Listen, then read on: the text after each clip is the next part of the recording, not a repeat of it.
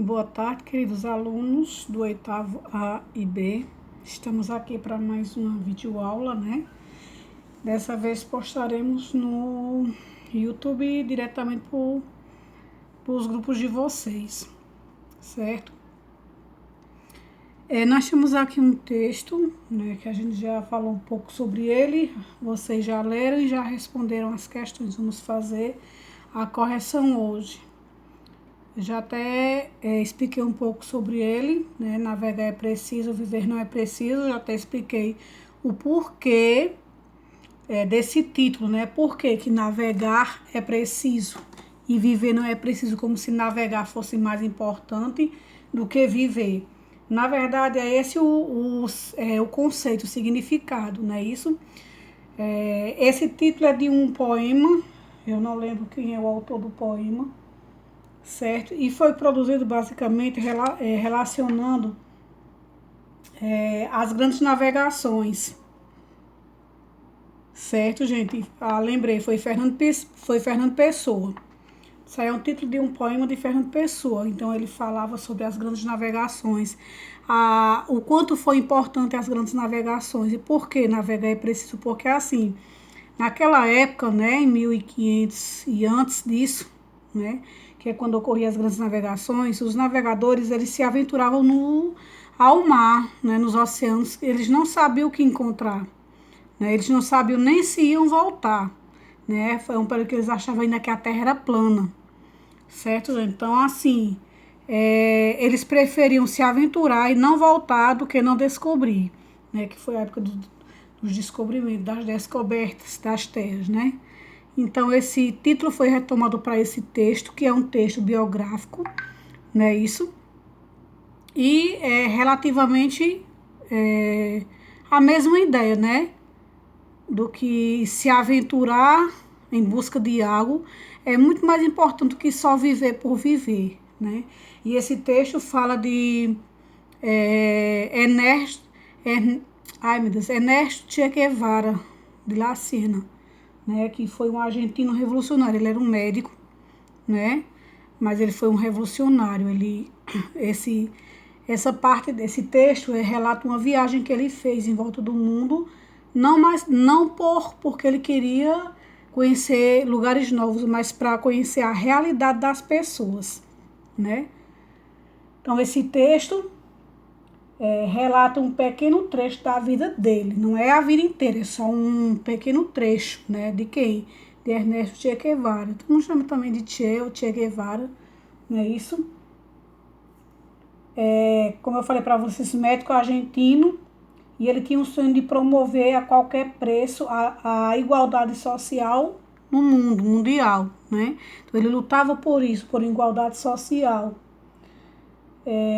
Na busca desse ideal, ele promoveu uma revolução, que foi a revolução em Cuba e na África, certo? Ele estava na selva boliviana, preparando-se para deflagrar outra revolução, iniciar, né?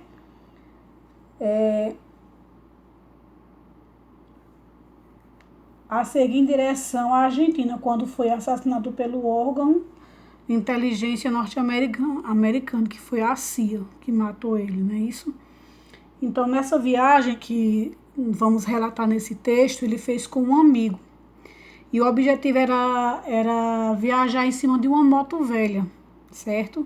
Não deu certo muito bem, assim, a viagem deu certo, não deu certo a moto, porque por ser uma moto velha, não aguentou, né? E acabou dando um prego, certo? Mas é um texto muito interessante, né? Um texto biográfico, por quê? Porque a gente está estudando biografia.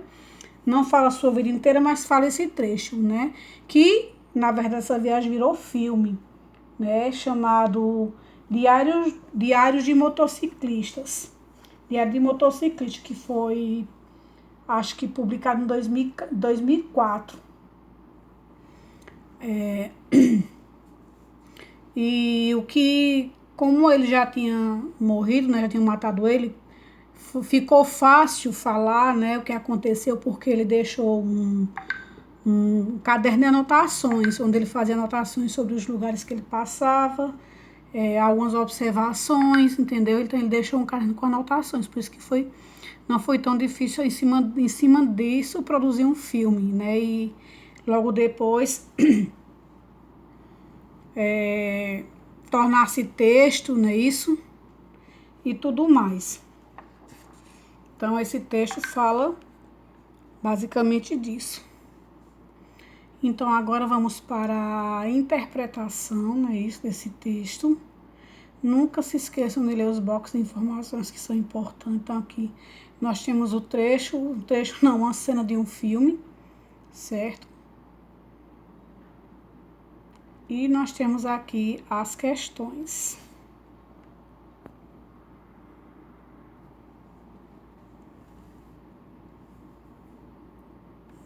Que diz assim: onde foi publicado esse texto? Né? Esse texto ele foi uma publicação, né, na biografia de Che Guevara, A Vida em Vermelho, de Jorge Castaneda. Né? Então isso aqui, como vocês sabem, apenas um trecho, ele foi publicado na sua biografia.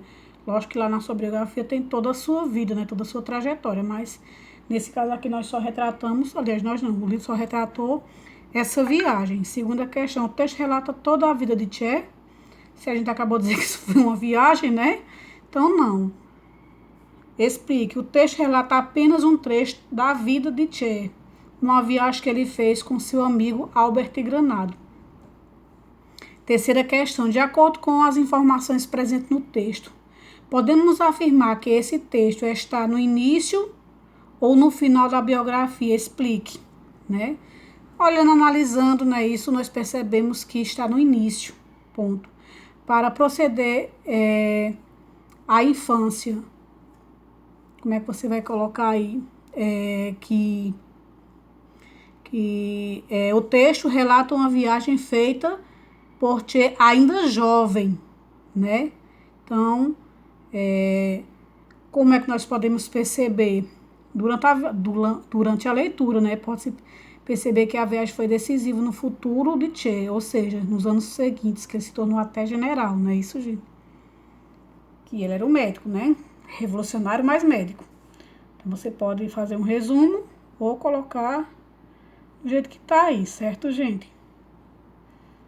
Quer dizer, tirando as observações, não precisa perceber que o texto tá, né? Porque isso aí é referente a vocês. Quarta questão. Analise o uso da palavra preciso no título do texto, né? Lá vocês sabem que a gente falou muito sobre esse navegar é preciso, viver não é preciso, né? Então, esse é o título, né? Letra A. O que esse título sugere quanto ao comportamento de Che durante a vida? Então, resposta. O título sugere que ele não se importava muito com a vida. Para ele, a aventura era mais importante do que uma vida confortável, né? Você sabe que tem muitas pessoas assim revolucionárias que às vezes são de classe média alta, são ricas, mas que não querem, né? Preferem viverem livres, né? Fazendo o que acham melhor, né? No caso de aqui, ele queria o quê? Ele procurava igualdade social, não é isso? E por isso ele lutou, e por isso ele morreu, né, gente? Letra B. Nesse título, o verbo precisar apresenta o mesmo sentido com que Fernando Pessoa usou, né? Porque no box de informação, né?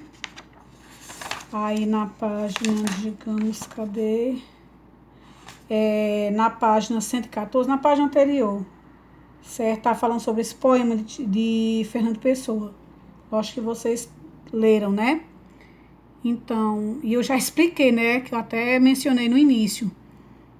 Então, sim, né? Tem tudo a ver. Tanto o título do texto quanto o verso do poema apresentam o mesmo sentido. Não é necessário viver, né? Ou seja, que existem coisas que existe, mas tem pessoas que consideram outras coisas mais importantes do que viver, né? Principalmente pessoas revolucionárias, né? Pensam muito nas pessoas, certo, gente? Se analisássemos esse título separado do texto, poderíamos compreendê-lo de outra maneira? Explique. Sim. Se considerássemos o texto e analisássemos o título separadamente, poderíamos entender que a palavra preciso significa ter precisão, exatidão, né? Por exemplo, se você lesse apenas assim, navegar é preciso, ou seja, tem exatidão, né? Exato, né, gente? Então, aí, se você ler só essa primeira parte, haveria, certo? Uma mudança de sentido. Quinta questão. Qual foi o nome que Che e Granado deram à motocicleta com que iniciaram a viagem? La Poderosa 2. Não é isso, gente? Logicamente que deve ter existido, se tem a 2, né? Logicamente existiu a primeira. Não é isso, gente? Analisando as informações presentes no texto e no segundo parágrafo do texto, é incorreto afirmar que, então, não quero a correta, eu quero a incorreta, a errada, né? Letra A, a aventura de Che e Granado relatada é identificada pelo biógrafo como a primeira grande viagem, pois compreendeu 5 países e durou 8 meses. Não, o texto não deixa claro, não diz que foi a primeira viagem, né? Certo? Principalmente porque houve La Poderosa 1, né? B. Che e Granado já se conheciam antes de iniciar a viagem com a motocicleta. O texto deixa... Oh, gente, desculpem. Aliás, isso realmente aconteceu, né? A letra A realmente está certo, né? Foi a primeira viagem. E eles já se conheciam, né? Senão eu acho que eles não teriam viajado a sós, não é isso? C. A aventura pela América foi a primeira viagem dos dois amigos? Não, eles já se conheciam, né? E já tinham viajado antes. D. Antes da aventura... letra C, né, gente? A errada, né? Ou seja, que não foi a primeira viagem dos dois. Certo, gente?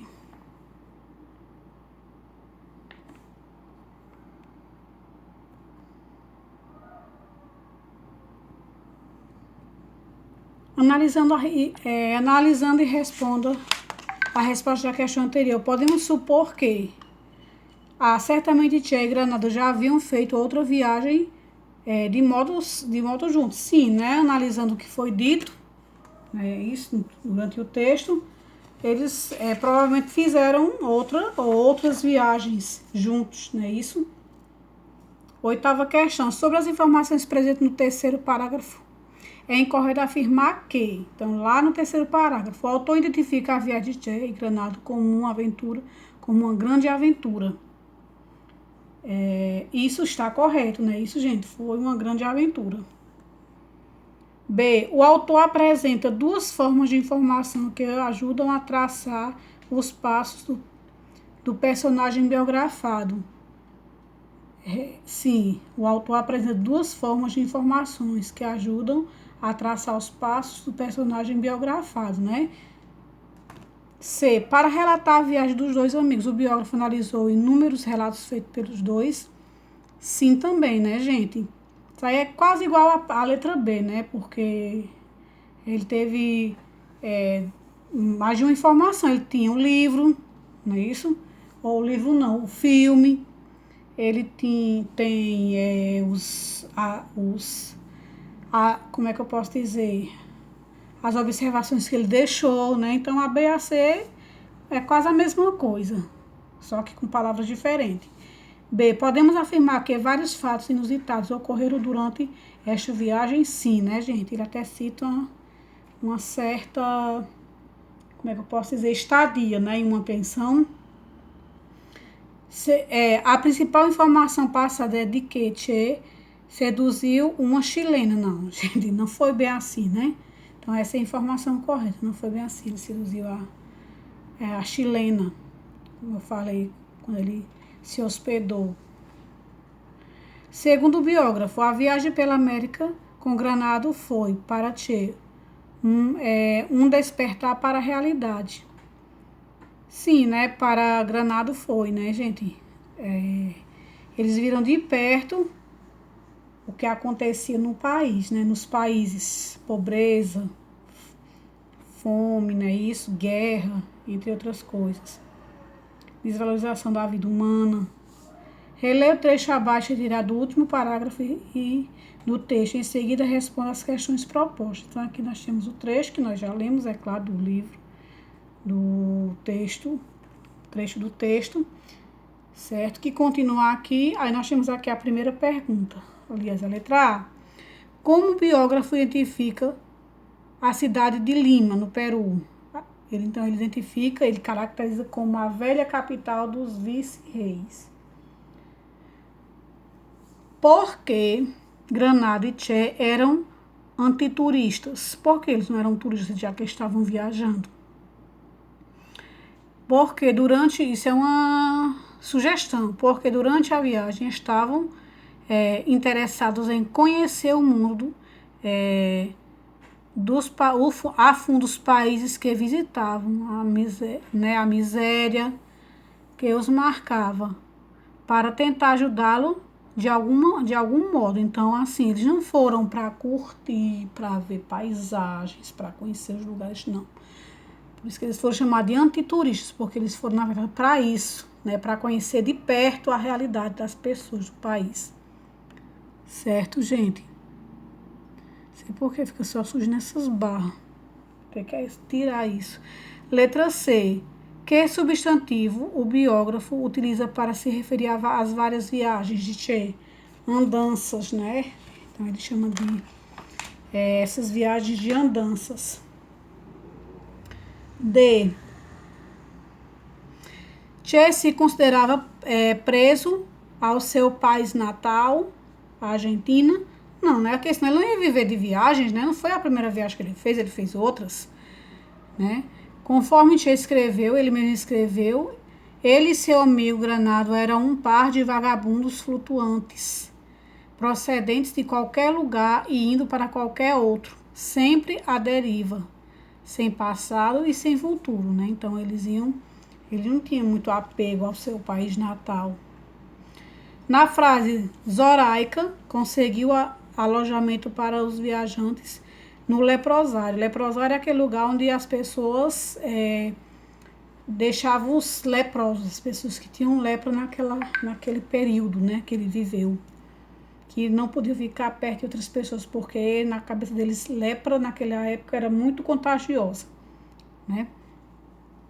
Que era administrado por freiras e convidava-os diariamente para jantar em casa. Que voz verbal identificamos na oração destacada, que era administrado por freiras, voz passiva, né? Que nós temos o verbo, né? Isso, gente. O verbo que está no passado e o verbo principal no particípio, deu, né? Então, é voz passiva. No caso, analítica, né, gente? Vocês gostam muito de especificar. F. Qual a função sintática do termo por freiras na oração transcrito no item anterior? Por freiras é o agente da passiva, né? Porque é o ser que age. Né? Isso, eita, sei lá, quase cai.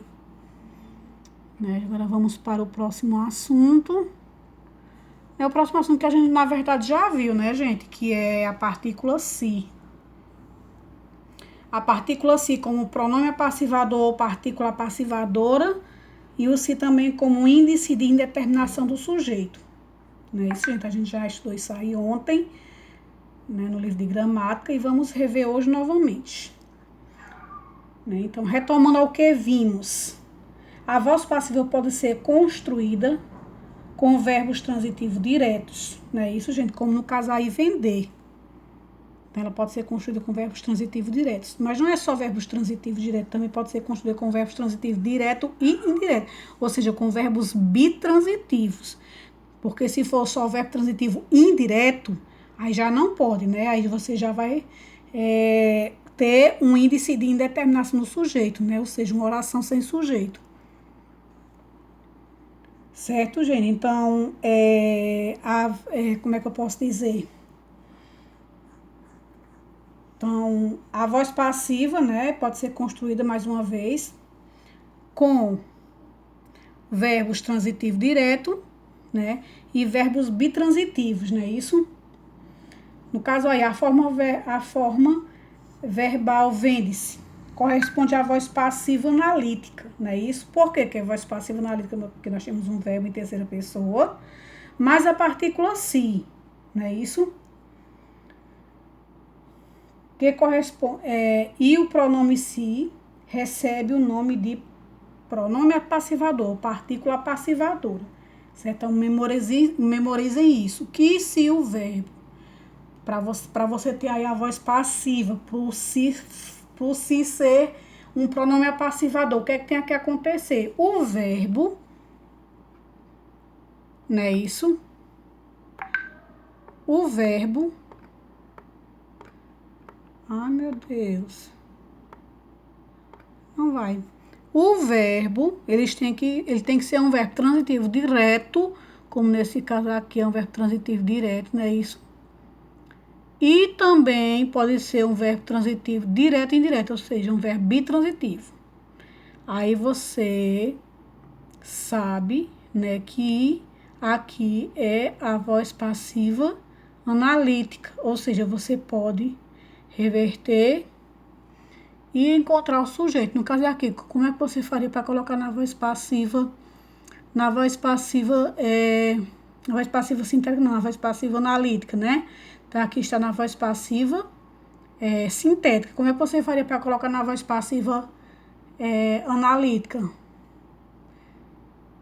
A fazenda, ou não, A não, né? Mas se tivesse um aqui, poderia ser fazenda vendida, né? Fazenda é vendida. Certo, gente? Porque vende-se fazenda, então fazenda é vendida. Acabamos de passar o verbo. O verbo não. O verbo que está. A oração que está na voz passiva sintética para a voz passiva analítica. Não é isso, gente? E agora vamos ver o se. Então, lá o se é uma partícula passivadora ou pronome passivador. Aqui vamos ver o se como pronome. Não é isso? Pronome indeterminador do sujeito. Não é isso? Quando ligado a um verbo, o pronome se pode não indicar a voz passiva, né? No caso aqui não indica, mas a indeterminação do sujeito. Então, quando o verbo é ligado ao pronome se, que não indica a voz passiva, né? Pode ser indeterminação do sujeito. É o que acontece quando se liga os verbos que não sejam transitivos direto ou transitivos direto e indireto. Ou seja, né, para ser indeterminação do sujeito, não pode ser verbo transitivo direto e nem bitransitivo. Tem que ser verbo intransitivo ou transitivo indireto. É bom lembrarem disso. Nesse caso, o pronome é chamado de pronome indeterminador do sujeito, como é o caso aqui, ó. Nós temos aqui o exemplo, né? Diferente daquele exemplo anterior, que lá era vende-se fazenda, né? Aqui é o quê? Precisa-se de secretária. Por quê? Aqui é o quê? Aqui é um verbo transitivo indireto. Por quê? Quem precisa de, ó, a preposição, né? Então, ele é um verbo transitivo indireto. Quem precisa-se de. Quem precisa de algo ou de alguém aqui, de secretária. Nesse caso aqui, nós não temos como encontrar o sujeito. Por isso que é pronome indeterminador do sujeito, porque nós não conseguimos encontrar. Certo, gente? Entenderam por que a gente chama de pronome indeterminador do sujeito? Você lembra, né, que quando eu falei ontem da questão dos tipos de sujeito? Quais são eles? Sujeito simples, sujeito composto, sujeito oculto, sujeito indeterminado, oração sem sujeito, não é isso? Então, lembra de sujeito indeterminado, que é quando o sujeito está lá, mas você não identifica. É o caso daqui, o sujeito está aqui, mas eu não consigo ver. Certo, gente? Se ficou alguma dúvida, não é isso, gente? É só perguntar no PV, viu?